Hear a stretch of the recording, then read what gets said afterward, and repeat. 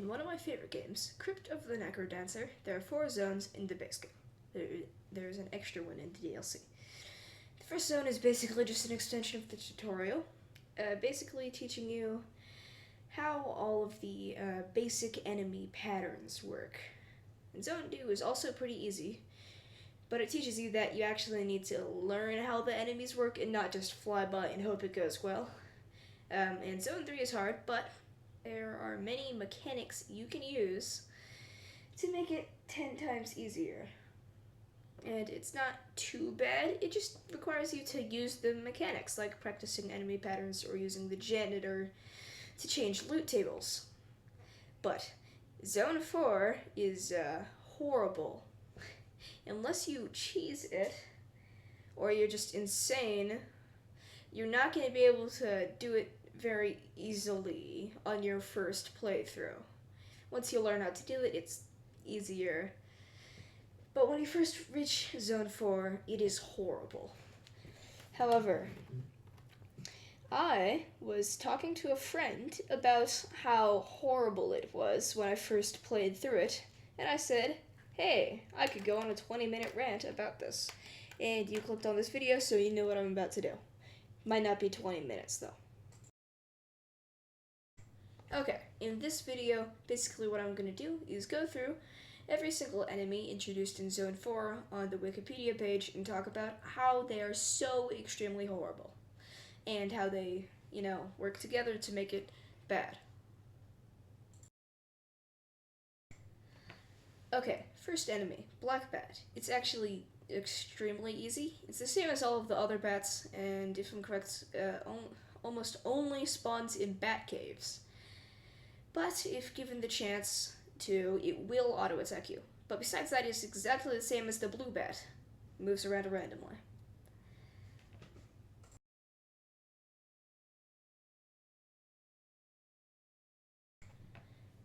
The next enemy, the ghoul, is like most of the other ghoul enemies, but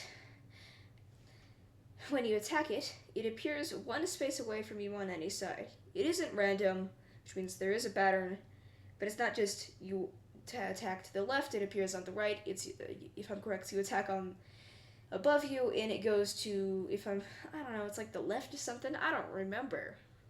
They can also spawn in walls, which is dumb. I just want to mention that. They can spawn in walls, and it's stupid. I don't know why, it's just the worst thing ever. They are only annoying if there are other enemies with them, though, but in Zone 4, that's kind of expected, as I didn't count. But look at the screenshot, there seems to be way more enemies than actually, any other space, so have fun. But also, almost every single enemy on this list is only bad with other enemies. Goblin Century. In my tier list video, which is actually so low quality, please don't go and watch it. I honestly hate that video. I was nice to it in my tier list video, but these guys can actually suck. Alone, they're actually kind of cool. And they can be used for some neat setups where you walk next to it and it runs away. And then you can go open a chest while you're also digging into the next area to plan your next route.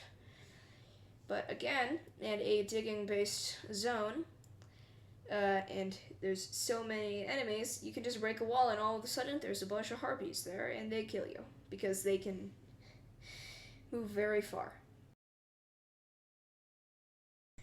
Okay, the Goblin Bomber. I am only going to say one thing about this anime. They randomly explode. It's not actually random, but they move in a diagonal pattern, and instead of attacking you, they just explode. And when you attack them, they die, drop a whole bunch of gold, and a bomb. A lit one. I mean, I don't need to say anything else. They just explode. Why do you like these guys? Okay, this is a little pair of enemies. Next we have the Apprentice Blade Master and the Blade Master. They both have a fairly simple pattern, in which you attack it, it jumps back, you go back, and then it dashes forward and you attack it. I explained that horribly just now, but I don't think you care. When paired with a couple other guys, such as the ghoul, it is horrible. For example, if you're fighting it, I don't know, maybe there's like a black bat next to you, which I said was actually so easy, and it's probably the easiest one on this list. Yet it kind of just, you're like, oh, I'm gonna attack this guy, and then you move back, and then the bat attacks you, because, it was gonna move to the left, but why would it do that when it could attack you? And it just attacks. The next enemy is the green monkey. It runs towards you like all of the other monkey enemies and grabs onto you. Okay, well, maybe it has extremely high stats. No, exactly the same as the most basic monkey, the purple monkey, if I'm correct. So what's so bad, you ask? Well, sure you can move. Well, it's holding you because it's programmed to do that. It confuses you. So you can just be attacking a bunch of guys and say you're fighting Blade Master and a green monkey attacks you and you move towards him instead of away. It sucks. The next enemy is the magic monkey. It's another monkey, and it runs towards you like all of the other monkeys. And what happens when it grabs you? It just teleports you to a random spot. It can actually be super helpful sometimes. Like, oh no, you're in a horrible situation, and you accidentally opened the boss room. You're about to die. And then a magic monkey teleports you to the shop. You're safe now. Haha, yippee. But it can also just teleport you into the boss room, or really anywhere. And again, in a zone that probably has more enemies than empty tiles. The Lich acts exactly the same as the Skeleton Mage, but instead of pulling you towards it, it confuses you, and it does the same thing as the Green Monkey, which means it sucks just as much. Thank you. Oh yeah, the confusion lasts for longer, but, it just sucks. I personally used to love this next anime, at least as a real version. In real life, spiders, I always thought they were like, oh, cool little things. I don't anymore. Spiders in Crypt of the NecroDancer are the worst enemies. I'm convinced that they are just impossible. I do not understand how they move. At all. And one of the best strategies for Zone 4 is using the Ring of Phasing, which lets you just walk through walls, and it's probably one of the best items in the game. Well, without the DLC. Whatever. Doesn't matter. And, the spiders hang out on the walls.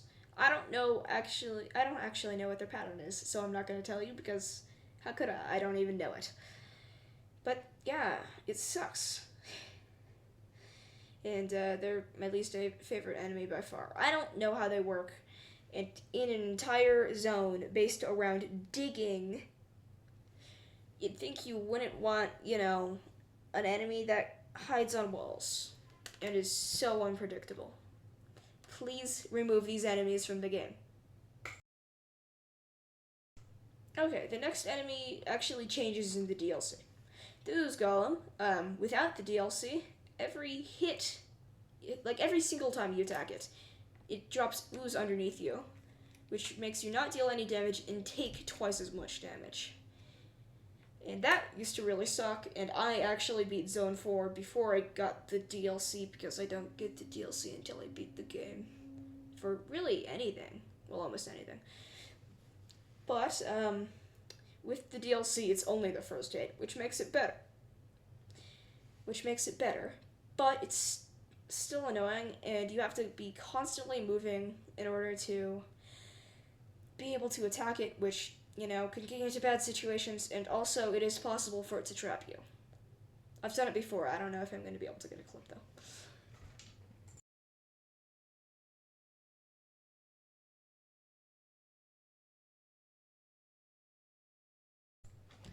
The next enemy is the Orange Armadillo. It is basically just a normal armadillo, but it has 3 HP and can move diagonally. I call it the Diamond Armadillo because it's just the character Diamond, but for Armadillo. Um, it, it basically sets a timer. You have to find some way to avoid it before it reaches you because it has the same movement patterns as the queen in chess. Pixie. Pixie's the next enemy. It flies towards you at the same speed as you, which is whatever. And when it reaches you, it heals you. And you might think, why'd they put this in here? Well, it can still take damage. It has 1 HP, and if you accidentally bonk the pixie, it instantly explodes. And when there's so many things, and it only spawns in 4-3, the final depth layer thing of Zone 4, which means that I know for a fact there are more enemies than freeze tiles. The pixies are gonna kill you. And also explode everything else, but you know. Hey, at least if you're lucky, you can get healed. So, this was a video about my opinions of why Zone 4 is stupid. And if you don't agree, know that this is just my opinion. Also, I put in more effort than normal in this video to kind of see how it does. So, if you like this style of video, please like it because I put in more effort in this one than any other before. And if this one becomes less popular than a 30-second video about something most people don't even care about in a Roblox game that my friend plays, is still my most popular video, I want this one to be close because I actually worked on it. And yeah, bye. And you might see me later.